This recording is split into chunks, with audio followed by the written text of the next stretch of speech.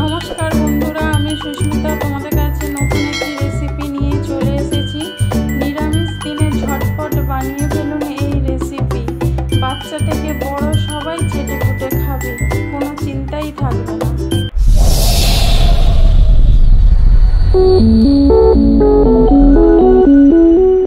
এখানে আমি কড়া বসিয়েছি, কড়াটা গরম হয়ে গেলে এতে একটু সর্ষের তেল দিয়ে দেবো 2 চামচের মতো। তেলটা যখন গরম হয়ে যাবে তখন এর মধ্যে আমি একটা কাঁচা লঙ্কা কুচি আর একটু আদা কুচি দিয়ে দেবো। দিয়ে ভালো করে তেলের মধ্যে আদা আর কাঁচা লঙ্কাটা ভেজে নেব, যাতে আদার কাঁচা গন্ধটা চলে যায় আর কাঁচা লঙ্কাটাও ভালোভাবে ভাজা হয়ে যায়। ততক্ষণ আমাদের একটু ভেজে নিতে হবে। এবার এর মধ্যে সামান্য একটু হলুদ আর একটুখানি জিরে গুঁড়ো দিয়ে দেবো। দিয়ে আবার আমি মশলাটাকে একটু ভেজে নেব। এখানে কিন্তু হলুদ আর জিরে গুঁড়োটা একদম সামান্য দেবে। এখানে আমি একটা আলুকে ছোট ছোট করে কেটে নুন হলুদ দিয়ে সিদ্ধ করে রেখেছিলাম, সেইটা আমি দিয়ে দিলাম। দিয়ে ভালো করে ভেজে নেব আর একটু খুন্তির সাহায্যে এরকম করে ভেঙে দেবো। দেখতেই পাচ্ছ, তাতে আলুটা ভাজাও হয়ে যাবে আর খুব সুন্দর একটা মাখো মাখো ভাব এসে যাবে। আলুটা যখন এরকম ভাজা হয়ে গেছে, আমার কাছে একটু ছানা ছিল, এখানে আমি ছানাটা দিয়ে দেবো। তোমরা চাইলে এখানে পনির দিতে পারো, যদি ছানা পনির কিছু না থাকে তোমরা শুধু আলু দিয়েও এটা করতে পারো রেসিপিটা। এবার আমি ছানাটা আলুর সাথে ভালো করে একটু ভেজে নেব। এখানে দেখতেই পাচ্ছ ভালোভাবে মিশে গেছে। এবার এর মধ্যে একটু সামান্য আমি চিনি দিয়ে দিচ্ছি, যেহেতু ছানা আছে একটু চিনি দিলে ভালো লাগবে। আর যতটা ছানার জন্য একদম 1 চিমটি আমি নুন দিলাম। আলুটা তো আমার নুন হলুদ দিয়ে সেদ্ধ করাই আছে, ওই জন্য বেশি নুন আমি এখানে দিলাম না। দেখো এখানে দেখো কত সুন্দর ভাজা হয়ে গেছে, দেখতেই পাচ্ছ কড়া থেকে ছেড়ে আসছে। আমি এবার নামিয়ে নেব। এখানে আমি একটা বাটি নিয়েছি, বাটির মধ্যে এখানে গুঁড়ো মশলার আমি একটা পেস্ট বানিয়ে নেব।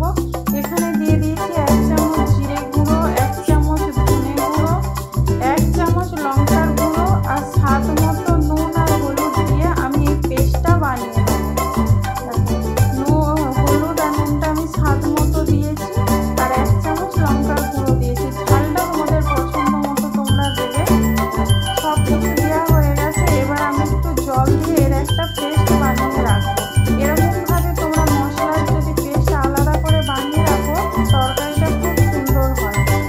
এবার মিক্সির জারের মধ্যে আমি এখানে 2টো মিডিয়াম সাইজের টমেটো নিয়ে নিয়েছি, 2টো কাঁচা লঙ্কা আর একটু আদা একটা পেস্ট বানিয়ে নেব। এখানে আমি 4টে পাঁপড় নিয়েছি। পাঁপড়টা আমি একটা গামলাতে জল নিয়েছি, সেই গামলার জলের মধ্যে আমি একটু ভিজিয়ে নেব। একটা করে ভিজাবো আর সঙ্গে সঙ্গে রেসিপিটা করবো, নাহলে অনেকক্ষণ ভিজে গেলে রেসিপিটা করতে খুব অসুবিধা হবে, পাঁপড়টা ছিঁড়ে যাবে। দেখো একটা প্লেটের মধ্যে আমি একটু ভিজিয়ে নিয়ে নিয়েছি। এবার আমি এর মধ্যে ওই যে আলুর যে পুরটা বানিয়ে নিয়েছিলাম সেইটা দিয়ে দেবো। তোমরা তোমাদের যতটা পুর দরকার তোমরা সেরকমভাবে দেবে, কিন্তু এটা তো ঠিক ডিমের অমলেটের মতন আমি বানাচ্ছি, একটু পুরটা বেশি হলে খেতে ভালো লাগবে।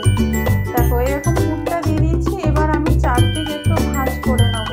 যেহেতু পাঁপড়টা ভিজে আছে সেই জন্য খুব সহজেই এটা হয়ে যাবে, কোনো ঝামেলা হবেই না। দেখো এরকমভাবে ঝটফট কত সুন্দর তাড়াতাড়ি হয়ে যাচ্ছে। দেখতেই পাচ্ছ কত সুন্দর একটা প্যাটিসের মতন হয়ে গেল। এরকমভাবে আমি সবগুলো বানিয়ে নেবো। এই দেখো এখানে হয়ে গেছে আমার সবগুলো। এবার কড়ার মধ্যে আমি তেল দিয়েছি, তেলটা গরম হয়ে গেলে আমি পাঁপড়গুলো একটু ভেজে নেব। আমি এখানে 2টো করে পাঁপড় ভাজছি, তোমাদের জায়গা বড় থাকলে একসঙ্গে 4টেও ভেজে নিতে পারো।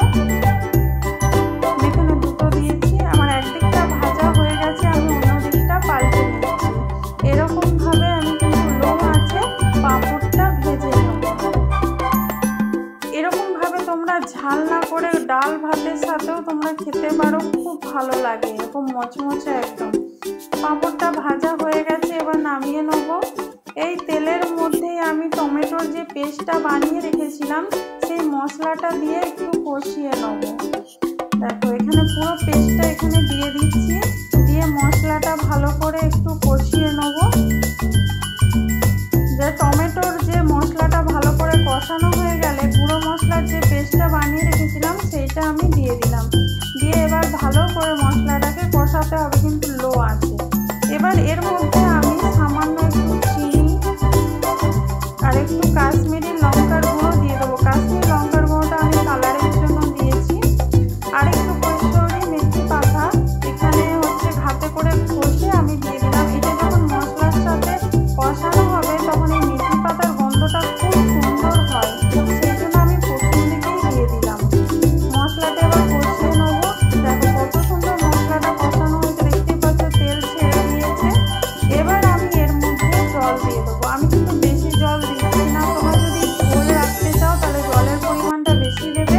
আমি এখানে যেরকম ডিমের অমলেটের যে গায়ে গায়ে মশলাটা লেগে থাকে আমি সেরকম বানাবো, সেই জন্য আমি এখানে অল্প করে জল দিয়েছি।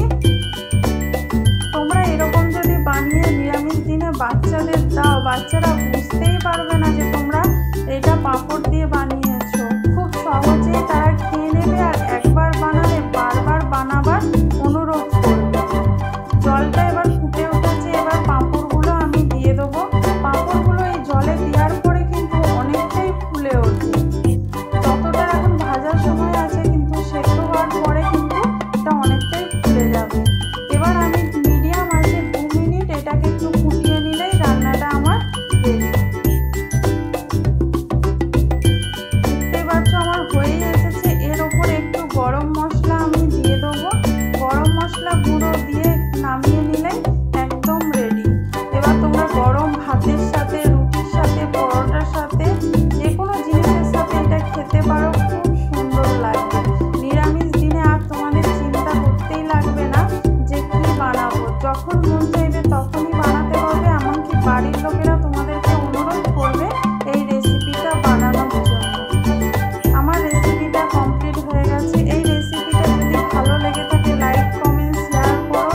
নতুন বন্ধু যারা দেখছে তারা আমার চ্যানেলটা সাবস্ক্রাইব করে বেল আইকনটা ক্লিক করে দিও। যারা ফেসবুক থেকে দেখছো পেজটা ফলো করে দিও।